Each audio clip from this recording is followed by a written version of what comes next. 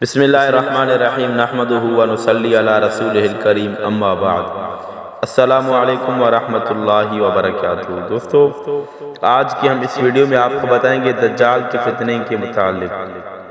جی ہاں، دجال کا فتنہ ایک بہت بڑا فتنہ ہے جو حدیث پاک میں فرمایا گیا ہے کہ دنیا کی ابتدا سے لے کر انتہا تک کوئی فتنہ ایسے بڑا نہیں ہے۔ تو آج ہم آپ کو اس دجال کے فتنے کے متعلق کچھ ضروری معلومات عرض کرتے ہیں۔ تو آئیے، ابن ماجہ میں ہے کہ حضور صلی اللہ علیہ وسلم نے اپنے ایک خطبے کا کم و بیش حصہ دجال کا واقعہ بیان کرنے، اس سے ڈرانے میں صرف کیا، جس میں یہ بھی فرمایا کہ دنیا کی ابتدا سے لے کر انتہا تک کوئی فتنہ اس سے بڑا نہیں، دجال کے فتنے سے کوئی فتنہ بڑا نہیں۔ تمام انبیاء علیہ السلام اپنی اپنی امتوں کو اس سے آگاہ کرتے رہے ہیں۔ سب نبی جو ہیں، وہ انبیاء کرام جو ہیں، انہوں نے اپنی اپنی امتوں کو بتایا ہے کہ فتنہ دجال آئے گا۔ میں سب سے آخری نبی ہوں اور تم سب سے آخری امت ہو، وہ یقیناً تم ہی میں آئے گا۔ اگر میری موجودگی میں آ گیا تب تو میں اس سے نمٹ لوں گا۔ آپ صلی اللہ علیہ وسلم فرما رہے ہیں اگر میرے موجودگی میں وہ دجال آ گیا تو میں خود اس سے نمٹ لوں گا، اور اگر بعد میں آیا تو ہر شخص کو اپنے آپ کو اس سے بچانا پڑے گا۔ میں اللہ تعالیٰ کو ہر مسلمان کا خلیفہ بناتا ہوں، اللہ تعالیٰ کو ہر مسلمان کا خلیفہ بناتا ہوں۔ وہ شام و عراق کے درمیان نکلے گا دجال، دائیں بائیں خوب گھومے گا۔ لوگو، اے اللہ تعالیٰ کے بندو، دیکھو تم ثابت قدم رہنا، سنو میں تمہیں اس کی ایسی صفت سناتا ہوں جو کسی نبی نے اپنی امت کو نہیں سنائی۔ دجال کے بارے میں حضور انور صلی اللہ علیہ وسلم فرما رہے ہیں، کیا ہے وہ ابتداءً دعویٰ کرے گا کہ میں نبی ہوں، وہ ابتداءً دعویٰ کرے گا کہ میں نبی ہوں، بس تم یاد رکھنا کہ میرے بعد کوئی نبی نہیں۔ پھر وہ اس سے بھی بڑھ جائے گا اور کہے گا کہ میں خدا ہوں، بس تم یاد رکھنا کہ خدا کو ان آنکھوں سے کوئی نہیں دیکھ سکتا، ہاں مرنے کے بعد دیدار باری تعالیٰ ہو سکتا ہے۔ اور سنو، وہ کانا ہوگا اور تمہارا رب کانا نہیں، اس کی دونوں آنکھوں کے درمیان کافر لکھا ہوگا، جسے پڑھا لکھا اور ان پڑھ ہر ایماندار پڑھ لے گا۔ جو بھی ایماندار ہوگا، چاہے وہ پڑھا ہو یا ان پڑھا ہو، وہ دونوں پڑھ لے گا اس کو۔ اس کے ساتھ آگ ہوگی اور باغ ہوگا، اس کی آگ دراصل جنت ہے اور اس کا باغ دراصل جہنم ہے۔ ظاہراً جو آگ ہوگی وہ جنت ہوگی، حقیقت میں ظاہراً جو باغ ہوگا وہ دراصل جہنم ہوگا۔ سنو، تم میں سے جسے وہ آگ میں ڈالے وہ اللہ تعالیٰ سے فریاد رسی چاہے اور سورۃ الکہف کی ابتدائی آیات پڑھے، اس کی وہ آگ اس پر ٹھنڈک اور سلامتی بن جائے گی، جیسے کہ خلیل اللہ علیہ السلام پر نمرود کی آگ ہو گئی تھی۔ اس کا ایک فتنہ یہ بھی ہوگا کہ وہ ایک اعرابی سے کہے گا کہ اگر میں تیرے مرے ہوئے ماں باپ کو زندہ کر دوں پھر تو مجھے رب مان لے گا؟ وہ اقرار کرے گا۔ اتنے میں دو شیطان اس کے ماں باپ کی شکل میں ظاہر ہوں گے اور اسے کہیں گے بیٹے یہی تیرا رب ہے، تو اسے مان لے۔ ہوں گے تو شیطان، لیکن جو ہے وہ شکل و صورت اس کے ماں باپ کی ہوگی۔ اس کا ایک فتنہ یہ بھی ہوگا کہ وہ ایک شخص پر مسلط کر دیا جائے گا، اسے آرے سے چروا کر دو ٹکڑے کروا دے گا اس بیچارے کو۔ پھر لوگوں سے کہے گا کہ میرے اس بندے کو دیکھنا، اب میں اسے زندہ کر دوں گا، لیکن پھر بھی یہ آرے والا جو بندہ جس کو چروا کر دو ٹکڑے کروایا اس نے، پھر بھی یہ یہی کہے گا کہ اس کا رب میرے سوا اور ہے۔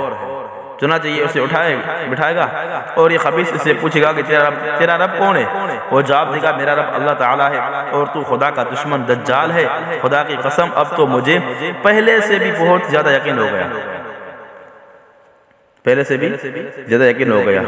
اور حضور صلی اللہ علیہ وسلم فرماتے ہیں اس کا ایک فتنہ یہ بھی ہوگا کہ وہ آسمان کو پانی برسانے کا حکم دے گا اور آسمان سے بارش ہوگی، اور زمین کو پیداوار اگانے کا حکم دے گا اور زمین سے پیداوار ہوگی۔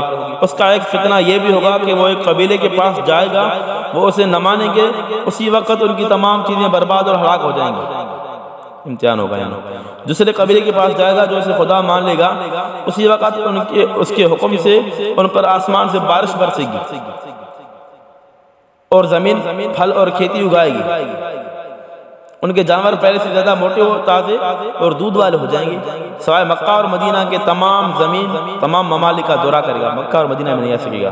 جب مدینے کا رخ کرے گا تو یہاں پر راستے میں فرشتوں کو کھلی تلواریں لیے ہوئے پائے گا۔ مدینے کی حفاظت اللہ تعالیٰ فرمائیں گے، فرشتے کھلی تلوار لے کر مدینے کے راستوں پر بیٹھے نظر آئیں گے۔ تو سب خاک کی انتہائی جو حد ہے ظریف احمر کے پاس ٹھہرے گا، ایک جگہ کا نام ہے۔ پھر مدینے میں 3 بھونچال آئیں گے، 3 زلزلے۔ اسی وجہ سے جتنے منافق مرد اور جس قدر منافقہ عورتیں ہوں گی وہ سب مدینے سے نکل کر اس کے لشکر میں مل جائیں گی، اور مدینہ ان گندے لوگوں کو اس طرح اپنے میں سے دور پھینک دے گا جس طرح بٹھی لوہے کے میل کچیل کو باہر پھینکتی ہے۔ جس طرح جو ہے بٹھی میں لوہا ڈالو تو میل کچیل کس طرح ختم ہو جاتا ہے، اس طرح یہ منافق لوگ اور منافق عورتیں اس طرح نکل جائیں گی۔ اس دن کا نام یوم الخلاص ہوگا۔ حضرت ام شریک رضی اللہ عنہ نے حضور صلی اللہ علیہ وسلم سے دریافت کیا، یا رسول اللہ اس دن عرب کہاں ہوں گے؟ فرمایا اولا تو ہوں گے ہی بہت کم، اور اکثریت ان کی بیت المقدس میں ہوگی۔ ان کا امام ایک صالح شخص ہوگا جو آگے بڑھ کر صبح کی نماز پڑھا رہا ہوگا۔ اس وقت عین نماز کے وقت جب حضرت عیسیٰ ابن مریم علیہ السلام نازل ہوں گے، یہ امام پچھلے پیروں پیچھے ہٹے گا تاکہ آپ علیہ السلام آگے بڑھ کر امامت کرائیں، لیکن آپ علیہ السلام اس کی کمر پر ہاتھ رکھ کر فرمائیں گے کہ آگے بڑھو اور نماز پڑھاؤ، اقامت تمہارے لیے کہی گئی ہے، بس ان کا امام ہی نماز پڑھائے گا۔ حضرت عیسیٰ علیہ السلام کہیں گے آپ خود نماز پڑھائیں، بس امام کو کہے گا۔ نماز سے فارغ ہو کر آپ علیہ السلام فرمائیں گے، حضرت عیسیٰ علیہ السلام دروازہ کھول دو، بس دروازہ کھول دیا جائے گا۔ ادھر دجال 70,000 یہودیوں کا لشکر لیے ہوئے موجود ہوگا جن کے سر پر تاج اور جن کی تلواروں پر سونا ہوگا۔ دجال آپ علیہ السلام کو دیکھ کر، یعنی حضرت عیسیٰ علیہ السلام کو دیکھ کر اس طرح گھلنے لگے گا جس طرح نمک پانی میں گھلتا ہے، اور ایک دم پیٹھ پھیر کر بھاگنا شروع کر دے گا، لیکن آپ علیہ السلام فرمائیں گے خدا نے مقرر کر دیا ہے کہ تو میرے ہاتھ سے ایک ضرب کھائے گا، تو اسے ٹال نہیں سکتا۔ چنانچہ حضرت عیسیٰ علیہ السلام اسے باب لد کے پاس پکڑ لیں گے، یعنی دجال کو، اور وہیں اسے قتل کر دیں گے۔ اب یہودی بدحواسی سے منتشر ہو کر بھاگیں گے، لیکن انہیں سر چھپانے کو جگہ نہ ملے گی۔ ہر پتھر، ہر درخت، ہر دیوار اور ہر جانور بولتا ہوگا، سبحان اللہ۔ پتھر بولے گا، درخت بولے گا، دیوار اور جانور بولے گا اے مسلمان یہاں یہودی ہے، آ کر سے مار ڈال۔ ہاں ببول کا درخت یہودیوں کا درخت ہے، یہ نہیں بولے گا۔ ببول کا جو درخت ہے نا وہ نہیں بولے گا، ببول کا درخت جس کو سندھی میں ببر جو کہتے ہیں، یہ نہیں بولے گا۔ حضور صلی اللہ علیہ وسلم فرماتے ہیں پھر حضرت عیسیٰ ابن مریم علیہ السلام میری امت میں حاکم ہوں گے، عادل ہوں گے، امام ہوں گے، باانصاف ہوں گے، صلیب کو توڑیں گے، خنزیر کو قتل کریں گے، جزیے کو ہٹا دیں گے، حسد اور بغض بالکل جاتا رہے گا، ہر زہریلے جانور کا زہر ہٹا دیا جائے گا، بچے اپنی انگلی سانپ کے منہ میں ڈالیں گے لیکن وہ انہیں کوئی ضرر کوئی نقصان نہ پہنچائے گا، شیروں سے لڑ کے کھیلیں گے، نقصان کچھ نہ ہوگا، بھیڑیے بکریوں کے گلے ریوڑ میں اس طرح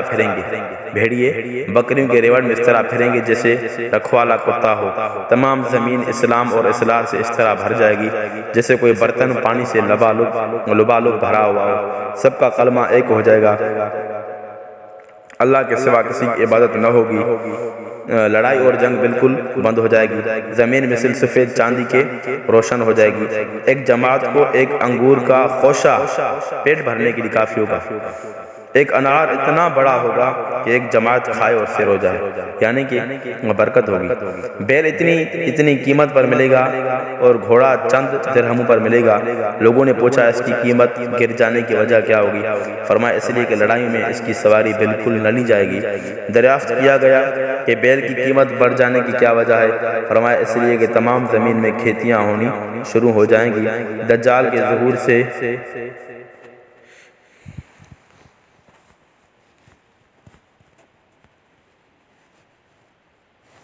دجال